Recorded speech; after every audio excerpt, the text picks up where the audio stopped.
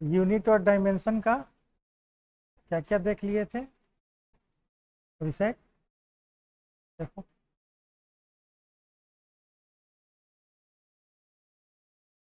Resistance इस सब का देख लिया था ना, इलेक्ट्रिक पोटेंशियल रेजिस्टेंस हो गया था। मैग्नेटिक का हो गया था ना। चलो एक और देखते हैं, मैग्नेटिक फ्लक्स का हो गया था, परमिटिविटी का, परमिएबिलिटी हो गया था। नेक्स्ट देखते हैं, देखो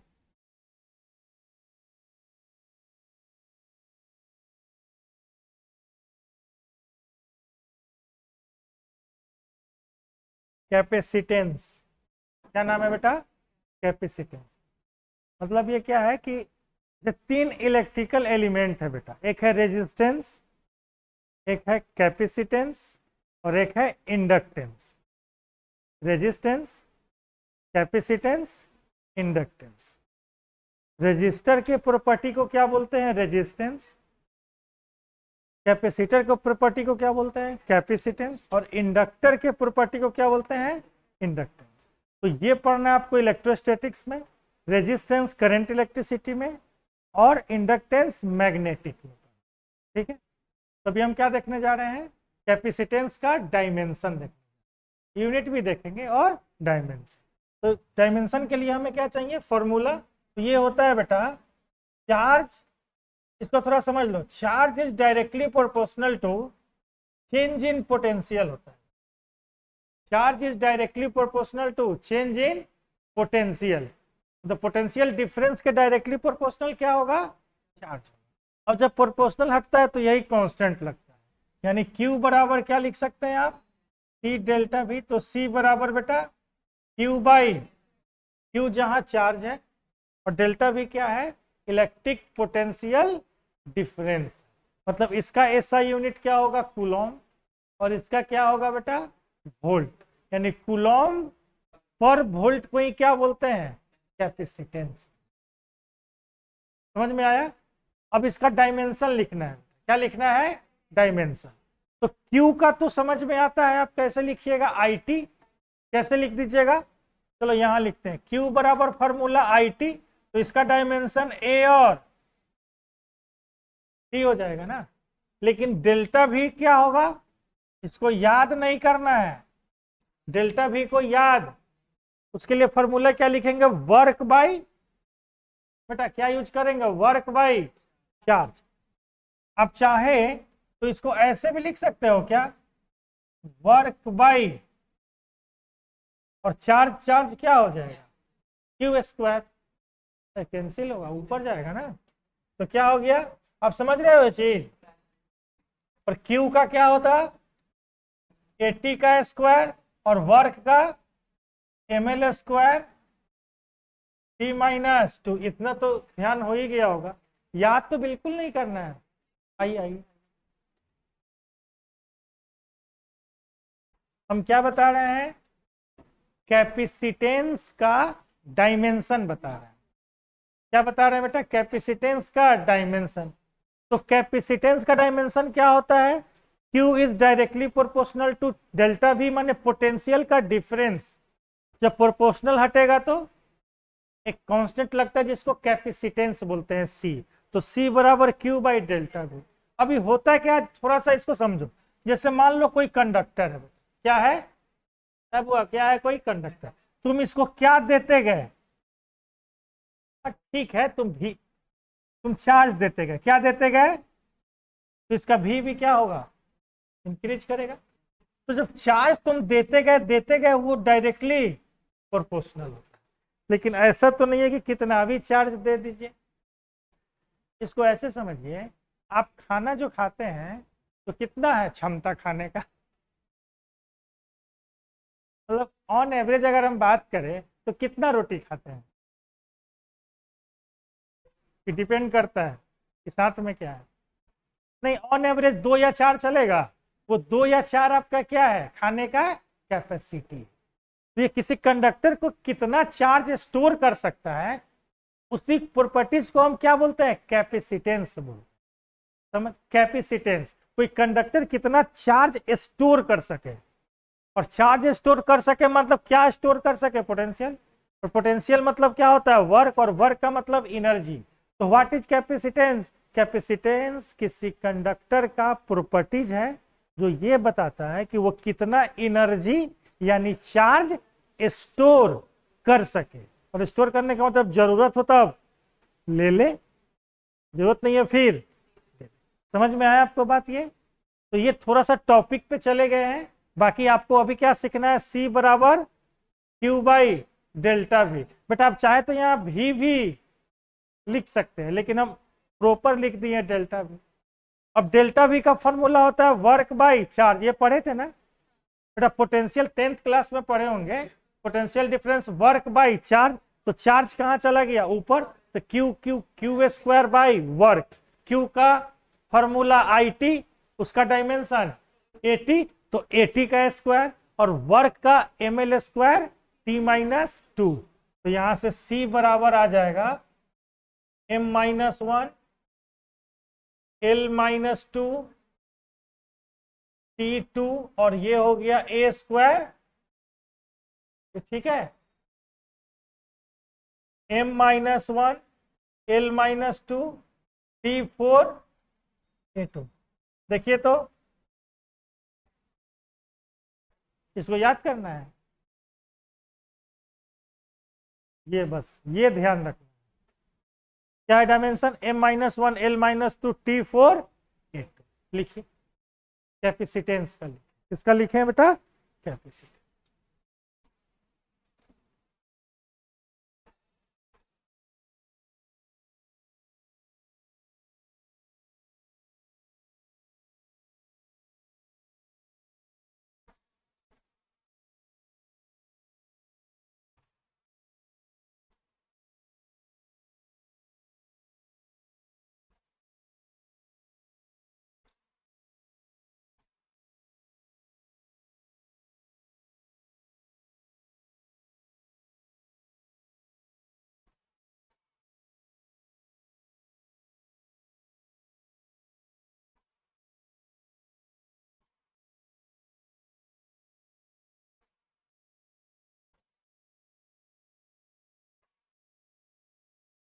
हो गया है बचवा, हो गया।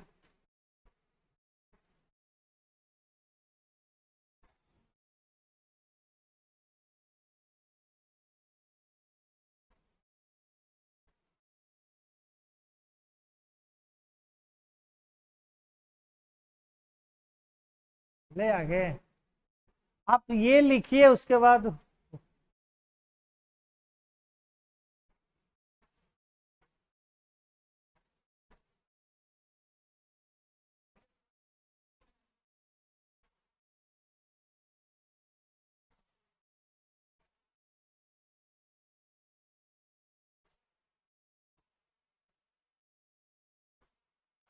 ठीक है बेटा, रेजिस्टेंस सिखा दिए, कैपेसिटेंस सिखा दिए, ठीक।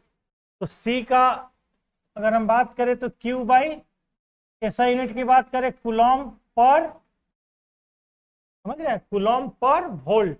अरे ये क्या है, और इसी को क्या बोलते हैं, फैराड, FARAD। आनी चाहिए, ले लीजिए। कूलॉम पर वोल्ट को ही हम क्या बोलते हैं बेटा, फैराड, ध्यान रखिए, ठीक है। चलिए अब अगला टॉपिक पे चलते हैं।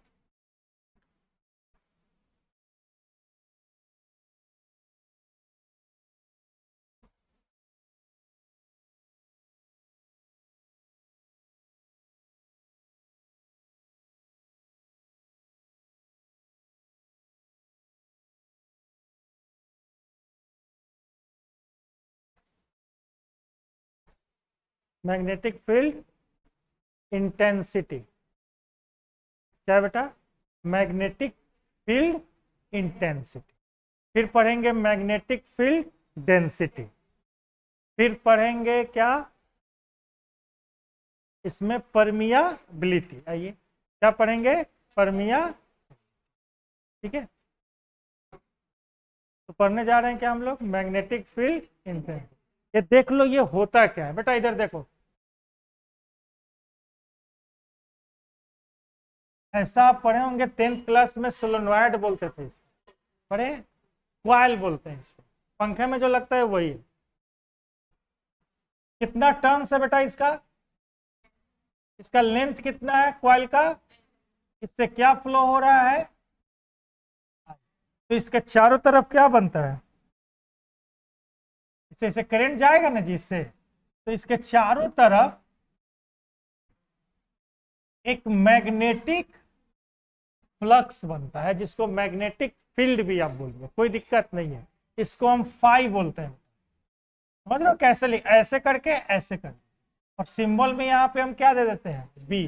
बी क्या दर्शाएगा, क्या बताएगा कि मैग्नेटिक फील्ड। अगर ई लिखते तो इलेक्ट्रिक फील्ड। तो अभी ये कौन सा है, मैग्नेटिक फील्ड है, यानी इसका नाम है मैग्नेटिक फ्लक्स, ठीक है। इसी देखते जाओ, ये अभी 12th में जो पढ़ाएंगे ना, मैग्नेटिज्म शुरू करेंगे, वहां पूरा काम करेगा, ठीक है। तो अभी ये देखते जाइए, 12th तो अभी बहुत आगे है, बस अभी देखिए इसको। तभी इसमें पास होता है जैसे ही, तो इसमें मैग्नेटिक फील्ड बनता है, ठीक।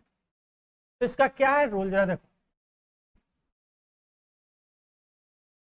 ये जो मैग्नेटिक फील्ड इंटेंसिटी का सिंबल क्या है बेटा, कैपिटल एच। ये क्या होता है, ये डायरेक्टली प्रोपोर्शनल होता है किसके, करंट का। ऑब्वियस है, जितना ज्यादा करंट बढ़ाइएगा उतना स्ट्रॉन्ग मैग्नेटिक फील्ड बनेगा। नेक्स्ट क्या है, ये इनवर्सली प्रोपोर्शनल होता है बेटा लेंथ। देखो क्वाइल जितना बड़ा रखिएगा स्ट्रेंथ कम, मतलब जितना क्लोज रहेगा ना स्ट्रेंथ उतना अच्छा मिलता है, समझ आ रहा है ये। अभी दोनों को अगर एक साथ लिखोगे तो क्या आएगा, और प्रोपोर्शनल हटेगा तो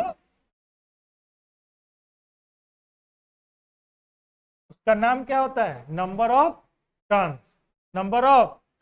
तो एच का फॉर्मूला क्या गया, एन आई बटा एल। एन क्या है, number of turn, I current, L length.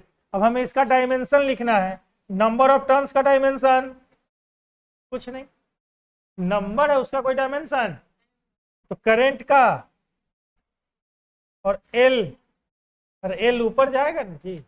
देखो कितना भारी नाम है, magnetic field intensity, dimension L inverse, या ए एल का पावर -1।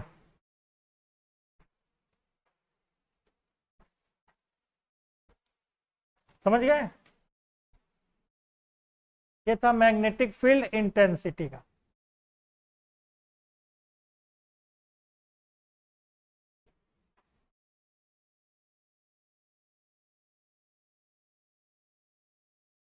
हो गया, सब तेजी में लिखिए बेटा, चले आगे, लिख लिए, लिखिए, हो गया।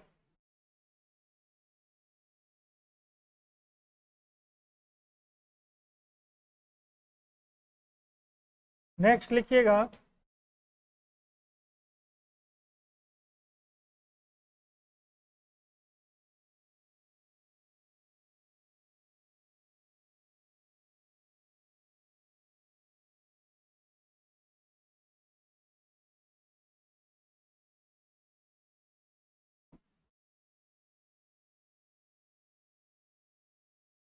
मैग्नेटिक फील्ड डेंसिटी, और इसको फील्ड के अलावा बेटा इसको मैग्नेटिक फ्लक्स डेंसिटी भी बोलते हैं। बात समझ में आ रहा है, अरे ये फ्लक्स है, ये क्या लिख रहे हैं, मैग्नेटिक फ्लक्स डेंसिटी। इसका नाम किससे लिखेंगे, 20, किससे। अब इसके लिए फॉर्मूला देखो क्या होता है,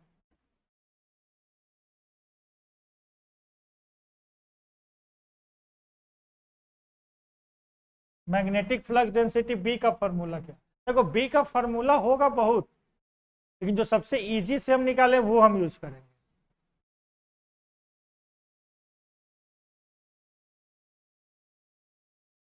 क्या फॉर्मूला होता है फोर्स का?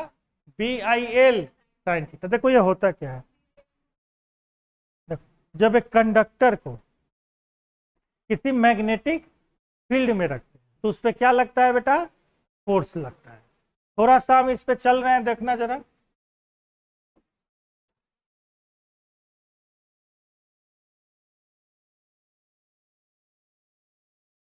पढ़े हो ऐसा?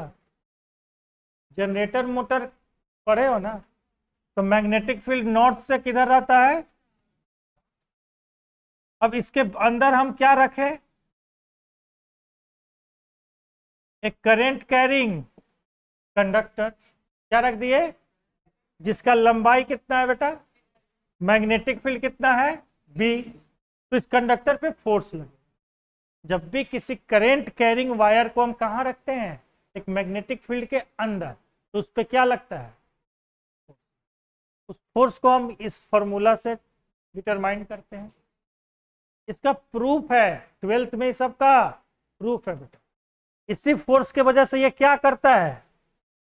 घूमता है। तो ये मोटर हो गया। समझ में आ रहा है? ये a force B magnetic field I current length of conductor, और थीटा क्या है?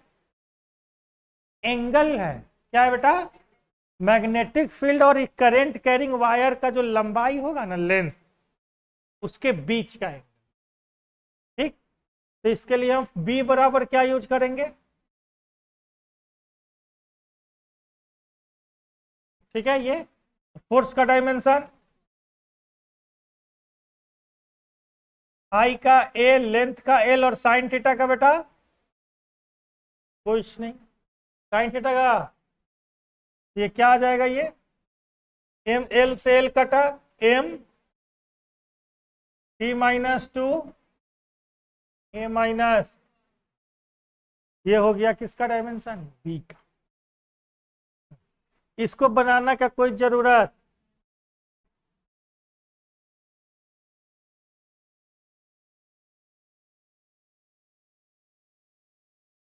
ठीक है,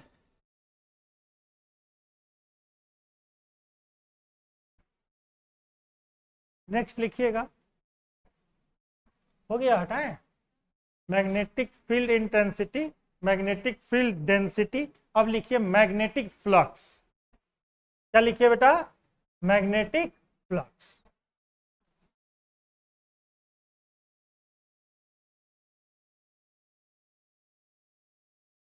इसको फाई और यहां बी से लिखते हैं। इसका फॉर्मूला होता है बेटा BA। क्या फॉर्मूला होता है? BA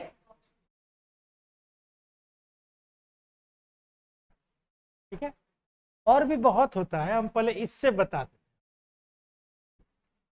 तो हमें यहां से B पता है, अभी जस्ट निकाले हो ना जी, MT-2 A-1, MT-2 A-, बेटा A क्या है? A क्या है? एरिया है। एक A क्या है बेटा? एरिया। इसका हो जाएगा तो क्या आ गया? ML² T-2 A-1। ये किसका डायमेंशन आ गया? cos थीटा का डायमेंशन बेटा कुछ नहीं, cos sin tan इस सब का कोई डायमेंशन, एक वैल्यू बताता हूँ।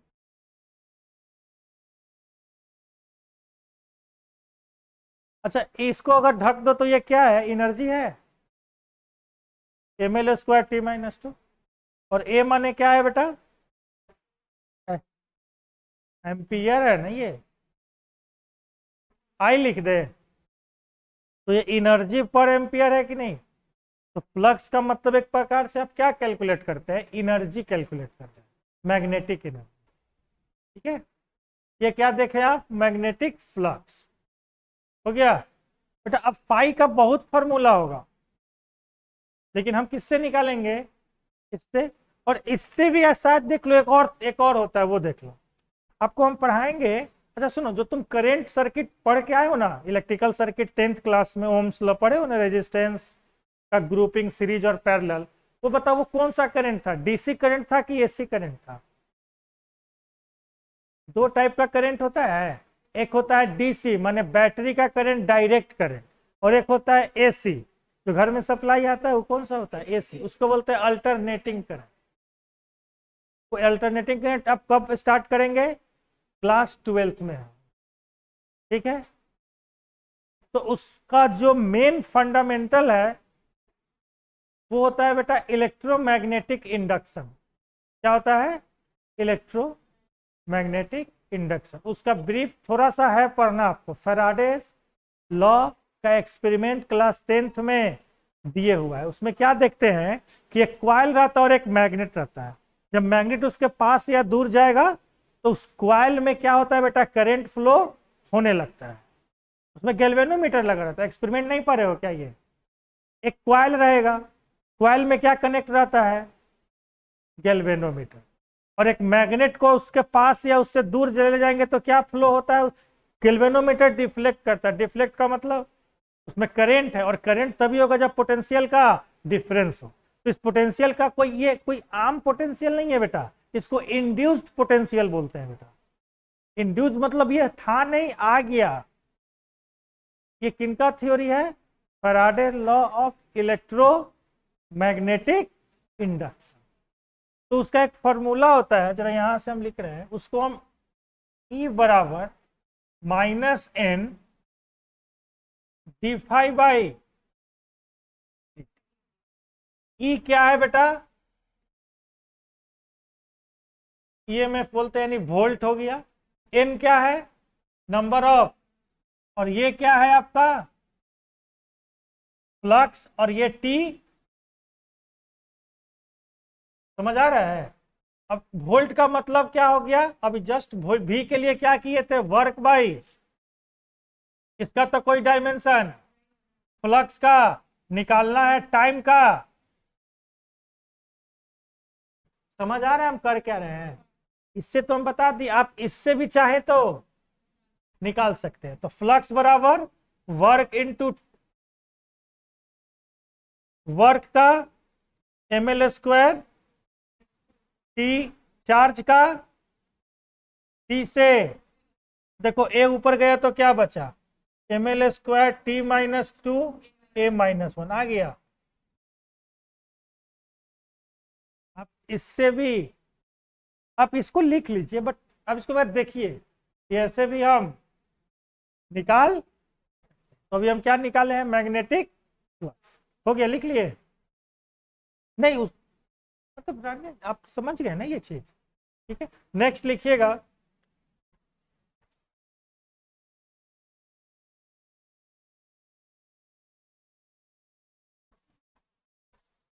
सुन लो बेटा, इधर थोड़ा समझ लो।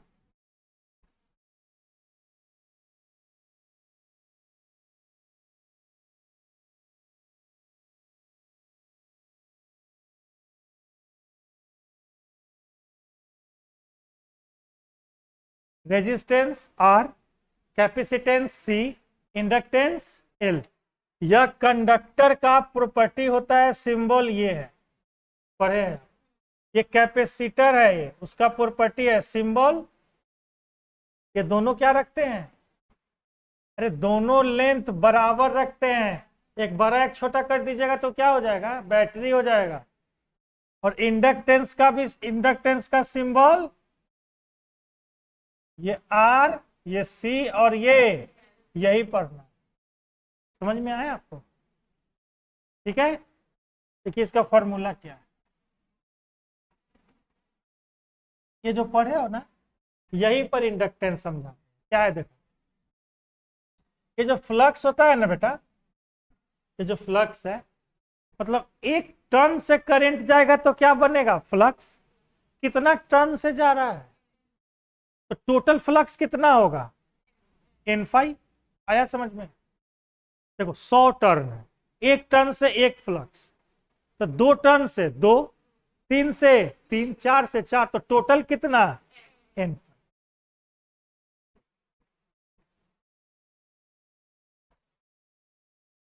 तो टोटल फ्लक्स कितना होता है बेटा, n∅। ये ठीक है, टोटल फ्लक्स, इसमें टोटल कितना फ्लक्स होगा सर, जितना नंबर ऑफ टर्न्स है ना, उससे एक फ्लक्स से multiply.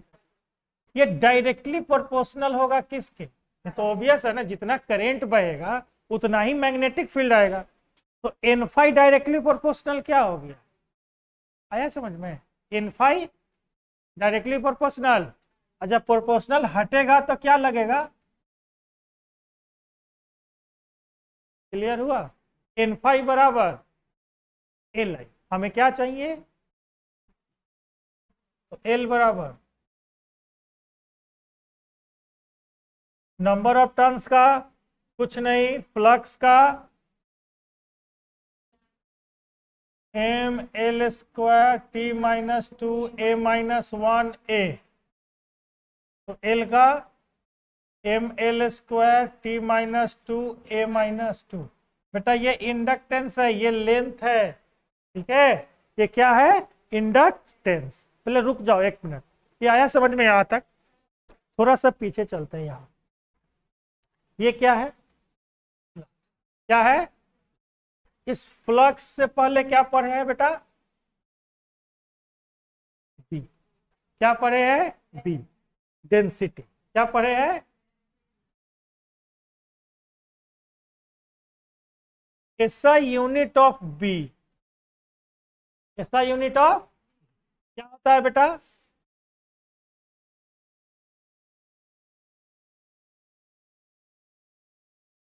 Weber per meter square. मतलब इसको अगर शॉर्ट में लिखना हो तो वेबर पर, ये किसका फॉर्मूला है? डायमेंशन क्या, यूनिट क्या है? Magnetic density. वेबर पर, तो सर वेबर किसका होगा?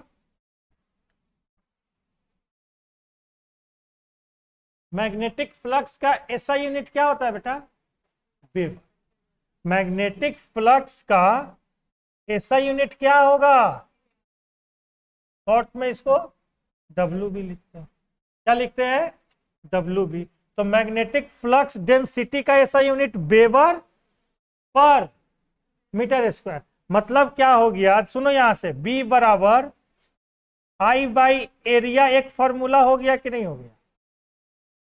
यही फॉर्मूला ना यहां लिखे थे बेटा। यहां से फाई बराबर क्या लिखे थे? बी ए। तो बी बराबर क्या होगा? फाई बाई ए नहीं होगा? आया समझ में हम क्या कह रहे हैं? सुनो हम क्या बोल रहे हैं, हम पहले पहले ये देख लो। वो फ्लक्स का क्या होता है? सिंपल बताओ, वेबर। ओके, बी का क्या होगा? Weber per metre. क्या होगा? और इसी वेबर पर मीटर स्क्वायर को ही हम बोलते हैं टेस्ला। क्या बोलते हैं बेटा? Symbol one of great scientist बेटा, ग्रेट सर निकोलस टेस्ला के रिस्पेक्ट में मैग्नेटिक फील्ड डेंसिटी का ऐसा यूनिट क्या दिया गया है? आया समझ में कि नहीं? क्या हो गया? बी का ऐसा यूनिट वेबर, सुन लो हम एक बार और बोलना ध्यान से सुनो। बी का ऐसा unit weber per equal to Tesla.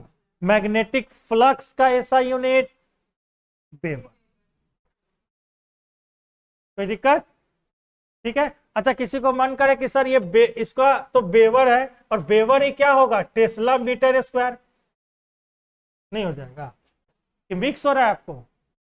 हुआ इसका वेबर और ये टेस्ला और ये मीटर स्क्वायर मिक्स हो गया। फिर से सुनो, फ्लक्स का ऐसा यूनिट, एक बार और, फ्लक्स का ऐसा यूनिट खत्म, क्लियर। मैग्नेटिक फ्लक्स डेंसिटी का ऐसा unit weber per meter, weber per meter square, मतलब फ्लक्स पर यूनिट एरिया। इसी को क्या बोलते हैं? क्लियर हुआ? इसी को क्या बोलते हैं? तो जहां ये लिखे हो इसको लिख लेना जरा, इसको लिख।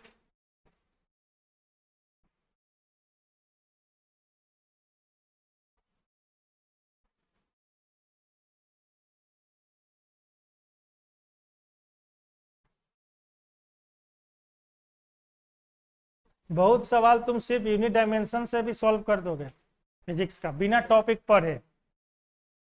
मतलब अगर ऑप्शन एक अगर रहा तो,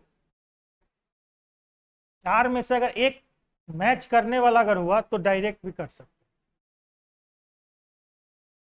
हो गया बेटा। मैग्नेटिक फ्लक्स का ऐसा यूनिट, मैग्नेटिक फ्लक्स डेंसिटी का weber per meter square is equal to tesla. ठीक। अच्छा, इसका एक सीजीएस यूनिट भी होता है, ये भी समझ लो। किसका सीजीएस यूनिट? अरे बी का। टेस्ला होता है एसआई, सीजीएस यूनिट होता है बेटा इसका गॉस होता है। पढ़े गॉस लॉ 12th में, आप जानते हैं कि नहीं? सुने हैं गॉस लॉ? ये होता है उसका सीजीएस यूनिट, क्या होता है बेटा? गॉस। अरे बहुत महान आदमी थे बाबू ये लोग।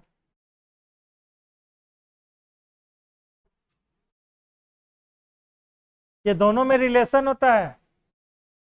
इसे कैसे मीटर सेंटीमीटर में रिलेशन होता है ना, 1 मीटर 100 सेंटीमीटर। उसी तरह एक टेस्ला कितना गॉस होता है? सर्च करके आइए, कल बताइएगा हमको एक टेस्ला में कितना गॉस होगा। समझ रहे हैं? ये सर्च करके कल आप आएंगे। 1 टेस्ला कितना इक्विवेलेंट गॉस के होता है। होमवर्क है आपका, ठीक है। नेक्स्ट आते हैं इस पर। बेटा ये बेवर भी साइंटिस्ट ही थे, इन लोग का बहुत कंट्रीब्यूशन है। क्या पढ़ रहे हैं हम लोग? इंडक्टेंस। क्या पढ़ रहे हैं? तो बेटा एल का अगर हमें यूनिट पूछे, क्या पूछे? एसआई यूनिट एल का, तो क्या बोलेंगे? नंबर ऑफ टर्न्स का कोई यूनिट नहीं होगा। फ्लक्स का वेबर, और करंट का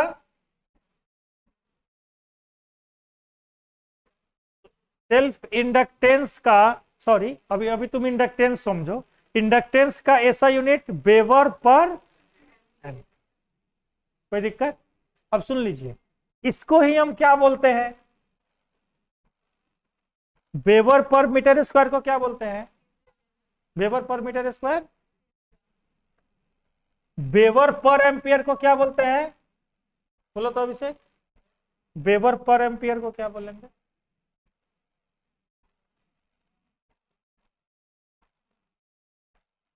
हेनरी। ठीक है, सिंबल एच। रुक जाओ, रुको रुको रुको। आर का ऐसा यूनिट, कैपेसिटेंस का ऐसा यूनिट फैराड। अरे अभी नहीं लिखे थे फैराड।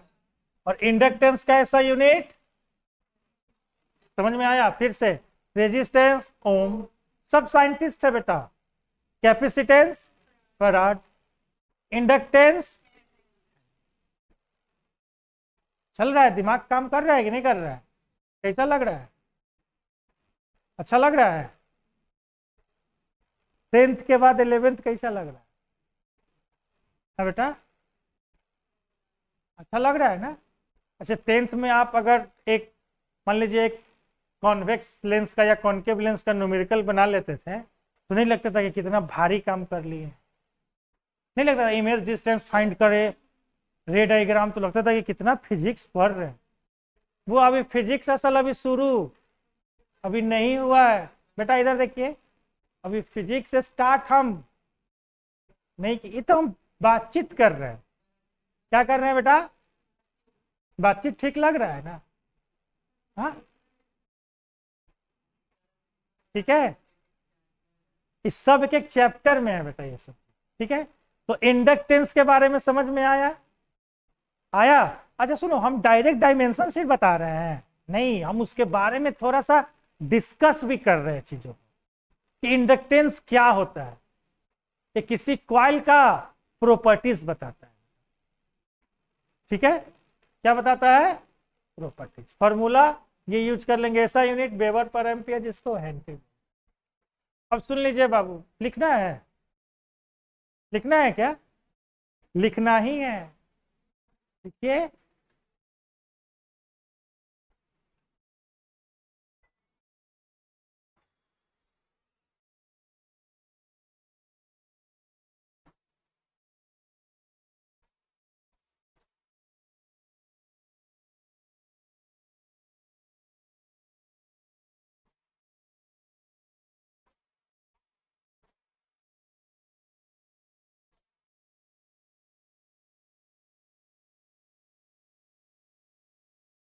हो गया? नहीं,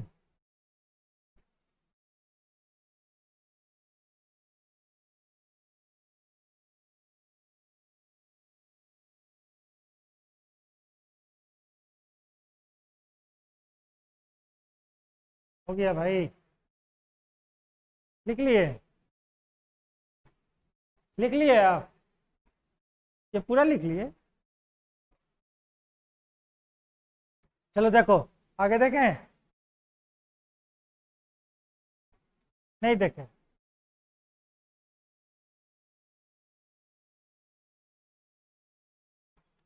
कितना देर स्टडी चल रहा है बेटा अभी? 2-3 घंटा? कितना? उसको सीधा बढ़ाइए, एकदम कंटिन्यू उसको बढ़ाते रहिए। 2-3 घंटा से काम नहीं होने वाला बिल्कुल, तो इंक्रीज करिए। मिनिमम अभी स्टार्ट कर किए हैं ना, हाँ बढ़ाइए उसको एकदम। देखो इधर हुआ, हो गया? इतना धीरे लिखते हैं जी। सुनो क्या है, इंडक्टेंस 2 टाइप का होता है। कितने टाइप का? कितने टाइप का? 2। एक का नाम क्या है? वह इंडक्टेंस कितने टाइप का है? एक का नाम क्या है? सेल्फ इंडक्टेंस, और दूसरे का म्यूचुअल इंडक्टेंस। एक का नाम क्या है बेटा, और दूसरे का? दोनों का ऐसा यूनिट, सेम डायमेंशन, सेम। कोई दिक्कत कि फिर से बोल दें? सेल्फ इंडक्टेंस हो चाहे म्यूचुअल इंडक्टेंस हो, ऐसा यूनिट और डायमेंशन सेम होगा। लेकिन कॉन्सेप्ट दोनों का क्या है जरा समझ लो। ये क्वाइल है, इसमें क्या फ्लो हो रहा है, तो इसमें क्या बनेगा? मैग्नेट। इसमें कोई दिक्कत? इसका इंडक्टेंस को क्या नाम देंगे? Self inductance L. ये करंट जा रहा था इसमें, इसमें क्या बन गया? फ्लक्स। लेकिन इसके पास में एक और कॉइल था, इसमें कोई करंट, इसमें कोई करंट, इसके पास में था। इसका फ्लक्स इसके साथ भी क्या हो गया? लिंक हो गया। क्या हो गया? आया बात समझ में? नहीं आया? इसमें करंट जा रहा है, इसमें फ्लक्स बना, इसको सेल्फ इंडक्टेंस। इसमें करंट जा रहा था, फ्लक्स बना, इसका फ्लक्स इसमें क्या हो गया? पड़ोसी में बट गया, मतलब उसको लिंक बोल दीजिए, बट गया, ठीक है, बट गया। तो इस कॉन्सेप्ट को हम क्या नाम देते हैं? Mutual inductance. सिंबल क्या है? एम। समझ में आया कि नहीं? इसको आसान भाषा में समझिए। आप खुद से मोटिवेट होकर पढ़ रहे हैं, उसको हम बोलेंगे सेल्फ इंडक्टेंस। बगल वाले से मोटिवेट होकर पढ़ रहे हैं तो क्या बोलते हैं? ऐसे थोड़े हाथ पकड़िएगा तभी पढ़िएगा, ऐसा तो नहीं है। आप सिर्फ देख के ही उसको हम क्या करने लगे? आप पढ़ने लगे, तो उसका भी क्या होगा? उसका नाम म्यूचुअल इंडक्टेंस। और सुन लो बेटा, एक मशीन होता है ट्रांसफॉर्मर, क्या होता है? इसी लॉ पे बेस्ड होता है। इस पर म्यूचुअल इंडक्शन पे वो काम करता है। 12th में पढ़ना है आपको ये सब, ठीक? क्या बेटा?